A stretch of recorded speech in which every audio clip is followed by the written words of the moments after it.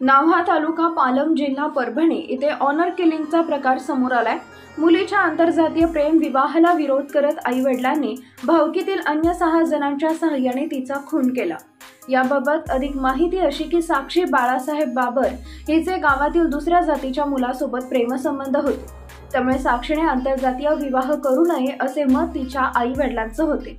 परंतु साक्षी त्या मुलासोबत लग्न करण्यावर ठाम होती, त्यामुळे दिनांक 21 एप्रिल रोजी रात्री 10 ते 22 एप्रिल रोजी पहाटेच्या दरम्यान नावा येथे तरुणीच्या आई वडिलांनी जीवे मारण्याच्या उद्देशाने तिला ठार केले आणि त्याच रात्री कोणालाही माहिती होऊ न देता भावकीतील निवडक लोकांना त्यांनी समवेत घेऊन संगनमत केले।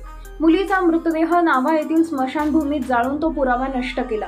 या मुलीचा अंत्यविधी नातेवाईक करत असताना अनेक जण तिथे हजर होते, पण त्यांना या अपराधाची माहिती असतानाही त्या लोकांनी पोलिसांना याबाबत न कळवता सदर अपराधास मदत केल्याचे पोलीस निरीक्षक रावसाहेब गाडेवाड यांच्या फिर्यादीवरून 8 जणांवर गुन्हा दाखल करण्यात आलाय। या प्रकरणाचा पुढील तपास पूर्णा येथील उपविभागीय पोलीस अधिकारी समाधान पाटील याच्या मार्गदर्शनाखाली पालस पोलीस करत आहेत।